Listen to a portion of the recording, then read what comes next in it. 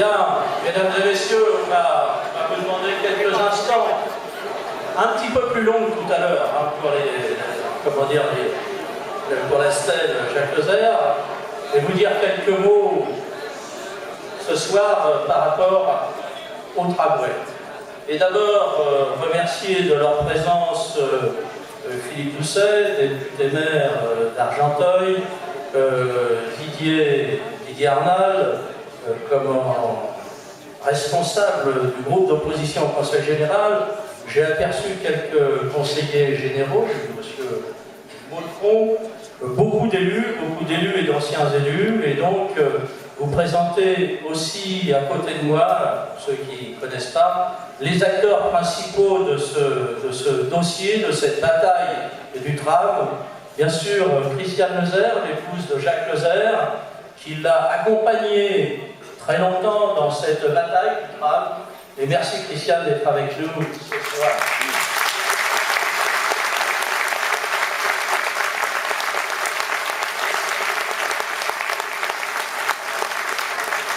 Également, vous présenter parce que ce sont des...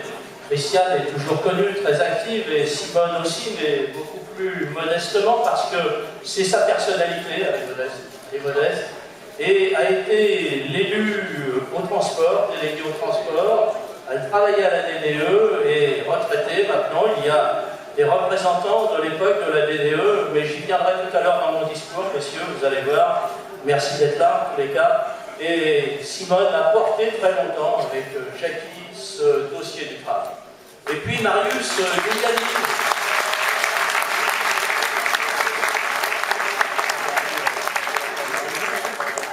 Marius, là aussi, comment dire, des personnes modestes, des personnes actives, des militants qui ont fait en sorte que nous avons pu décrocher ce tram, et j'y reviendrai tout à l'heure dans mon intervention. Eh bien, Marius, c'est de ces militants qui ont permis que le tram arrive sur Besançon, et nous aurons l'occasion aussi tout à l'heure de, peut-être, non, à la fin du discours, mais vous dire, ça m'évitera de le faire à la fin, comme ça je n'oublierai pas, vous dire que nous sommes en train de préparer un livre que Serge Garde-Bled est en train d'écrire sur la vraie histoire du tram, et vous verrez que Marius a, comme beaucoup d'amis, beaucoup de choses à dire sur cette histoire. Voilà. Alors, chère Christiane, chère Patrice, chers collègues élus, mesdames et messieurs, chers amis, et je voudrais aussi excuser Alain Richard et Robert Rue qui se sont excusés pour ce soir, et Robert Rue, en ce qui le concerne, m'a affirmé au téléphone qu'il était solidaire de cette initiative et également solidaire du boycott de l'inauguration de ce matin. C'est aussi excuser Jean-Pierre Becquet, qui nous a envoyé un petit message tout à l'heure, et aussi se féliciter, je ne la vois pas, mais de Marie-Josée Kézac, conseillère régionale, voilà, qui est présente. C'est pour ça qu'il faut, comment dire, être devant, si tu le permets, Marie-Josée. Alors, mesdames et messieurs, chers amis, vous avouerez que les organisateurs du Conseil général des Hauts-de-Seine, en tête, auraient pu mieux faire, et que choisir lundi matin pour inaugurer le prolongement de la ligne du tramway, du T2, vous aurez bien compris que les conditions étaient ainsi réunies pour ne pas faire de cette journée un grand événement populaire. Alors ce matin, il y avait l'inauguration people de quelques politiques, de quelques personnes qui avaient envie d'être sur les photos. Et puis ce soir, il y a l'inauguration du peuple, il y a l'inauguration des Besonnais, et vous êtes nombreux à y répondre. Merci d'être là.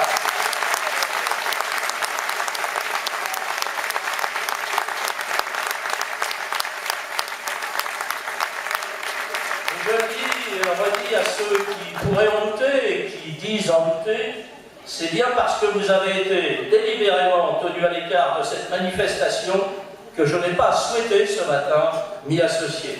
Et pour aucune autre raison. C'est parce que vous avez été délibérément tenus à l'écart de cette inauguration que nous avons pris l'initiative de lui donner ce soir une dimension populaire et conviviale. et vous assurerez les deux, le côté populaire et le côté convivial. Inaugurer sans vous ce prolongement de la ligne, vous, qui vous êtes tant mobilisés pour que le tram franchisse le pont de Besançon, était pour mon équipe, pour moi-même, tout simplement inconcevable. Depuis ce matin, vous avez été, quand ce discours était écrit, j'avais hésité à dire des milliers, mais vous avez bien été des milliers à essayer le tram. Déjà, en octobre 2011, à l'occasion de notre forum de la ville sur les transports, vous aviez été très nombreux à le découvrir, certes à la vraie, mais pour de vrai. À présent, il suffit d'observer vos regards pour mesurer à quel point l'émotion est ce soir au rendez-vous. Et ceci pour plusieurs raisons, bien entendu. Comme vous, je suis extrêmement ému, et je suis aussi extrêmement heureux de nous voir tous réunis ici pour célébrer l'événement. Ému parce que j'ai une pensée amicale, fraternelle pour Jacques Lezère, maire de notre ville, de 1979 à 2001, qui fut, il y a plus de 20 années maintenant, à l'origine de ce beau projet. Jacques Lezère nous a quittés, vous le savez, au début de cette année.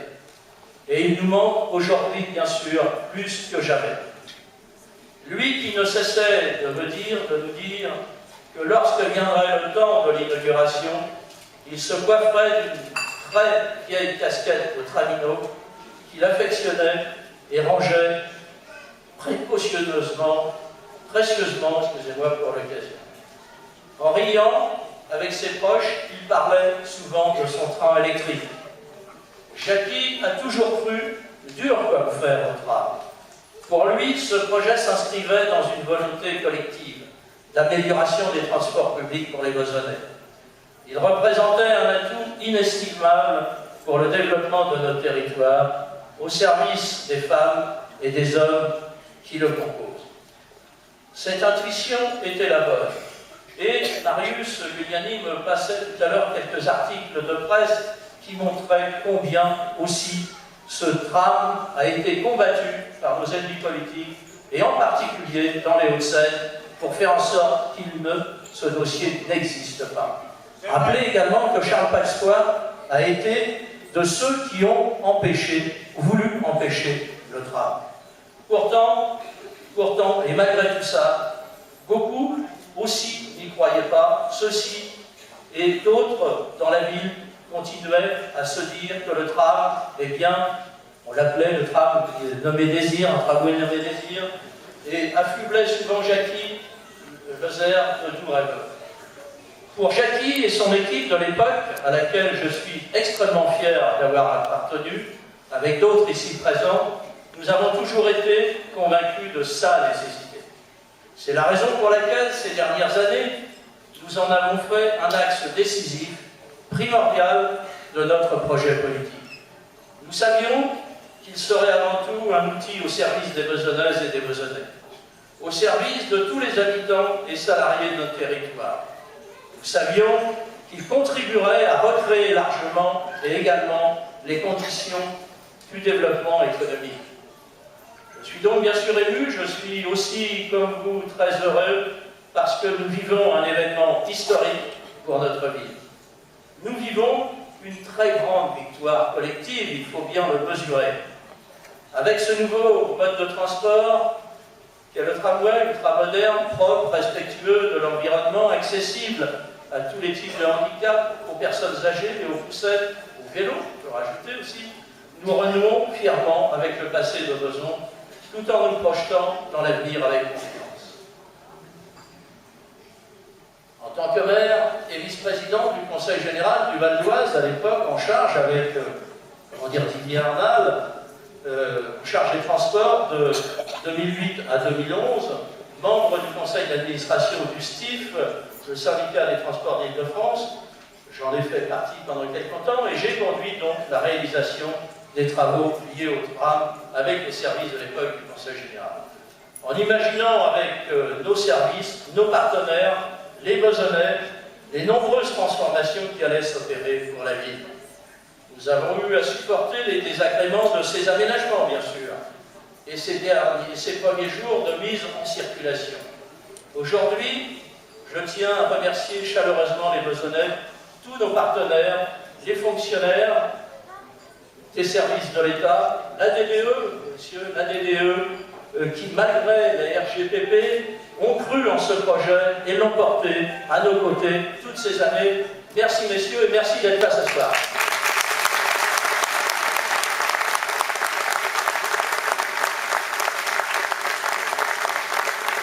Je veux également remercier les financeurs que sont le Conseil régional, l'État et les RATP.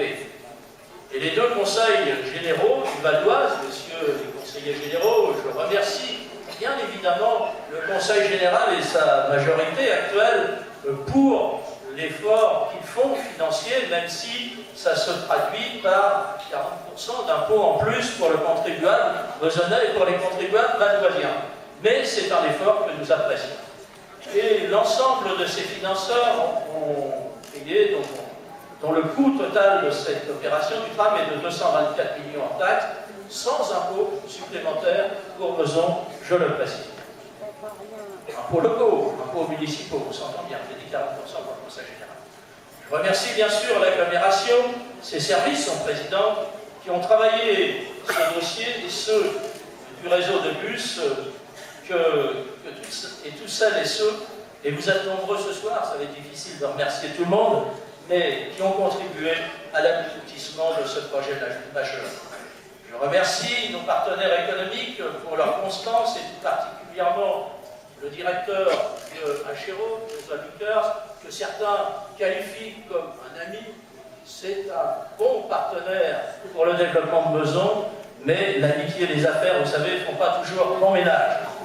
Je veux aussi vous remercier pour votre patience, persuadé que vous avez pris conscience de ce remarquable travail qui a permis à Beson de prendre durablement le virage de la modernité. Je veux enfin remercier parce que sans eux, rien n'est possible. Sans eux, rien n'est possible. Les ouvriers, les techniciens, tous ces agents qui se sont mobilisés toutes ces années pour gagner ce pari. Cette réussite est aussi la leur, elle est aussi la vôtre, et j'en suis extrêmement reconnaissant. Il aura fallu de l'investissement, des discussions, des démarches, des réunions, des campagnes de pétitions, 15 000 pétitions signées en 15 ans, 15 000 pétitions sur 3 campagnes de pétitions pour le T2, pour que le T2 franchisse aussi le pont de Beson. Et puis dans ceux que je dois remercier, même si il est un peu loin maintenant, c'est bien sûr le ministre de l'époque, Jean-Claude Guessot, qui a franchi le pas, qui a aidé à franchir le pas pour que le tramway passe le pont de Beson et ne reste pas dans les Hauts-de-Seine. Chacun d'entre nous peut se sentir concerné par l'arrivée de notre tramway, dont la ligne a été tracée de manière à desservir les lieux et les équipements publics qui génèrent le déplacement à l'échelle de la région. Chacun d'entre nous sera amené à l'utiliser, certains l'ont fait ce matin d'ailleurs, juste pour voir comment ça se passait. Et que ce soit pour aller travailler, pour suivre ses études, ou simplement pour ses loisirs.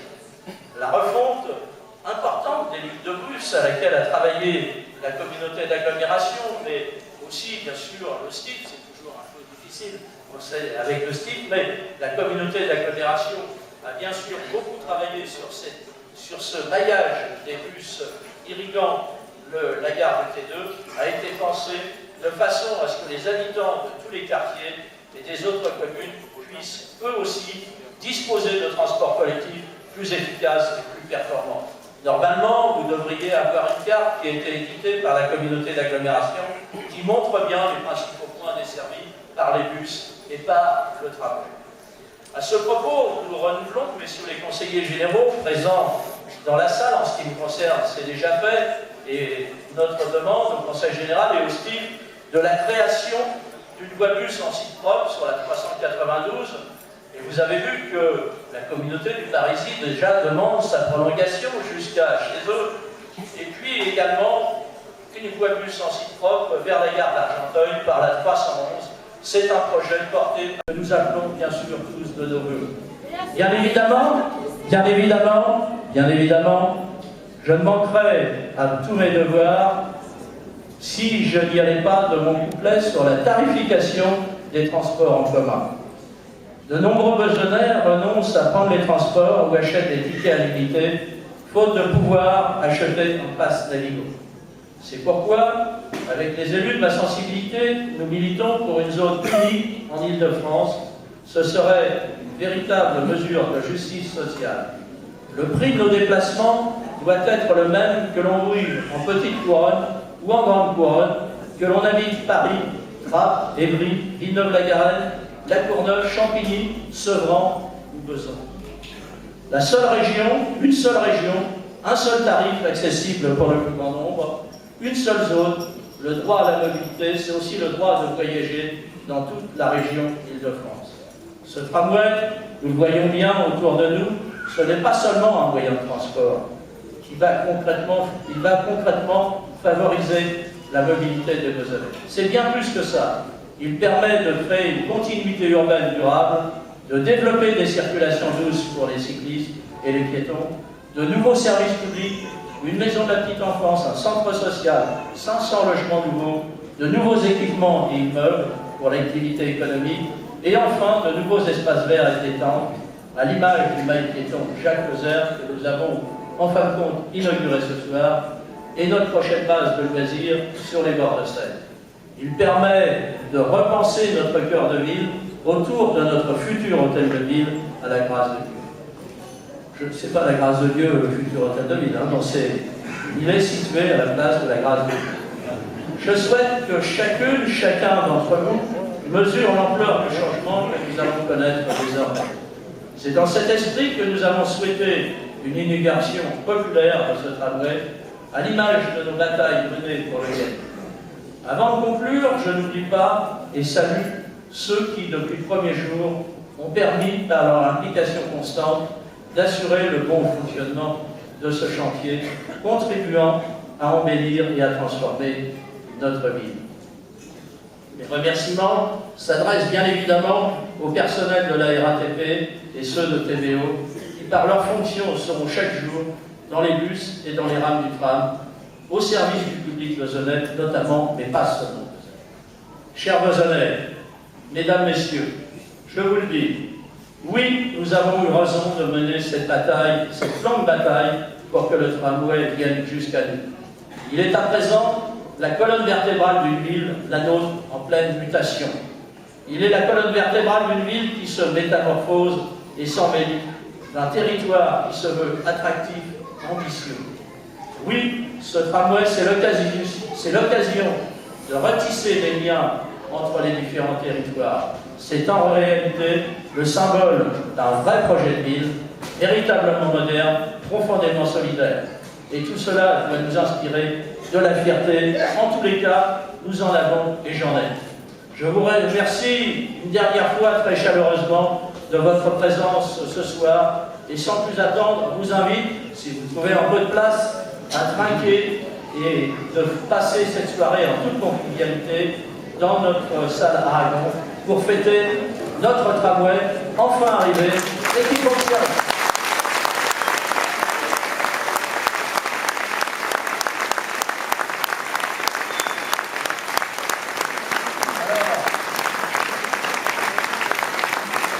Alors, excusez-moi, mais j'avais oublié le maire de Colombes, Dominique Frollo, qui est présent, l'ancien maire de Colombes. Et Dominique pourra le dire combien celle qui lui a succédé, c'est Mme Boita qui t'a succédé, combien Mme Boita a tout fait pour empêcher que le tram arrive sur notre ville.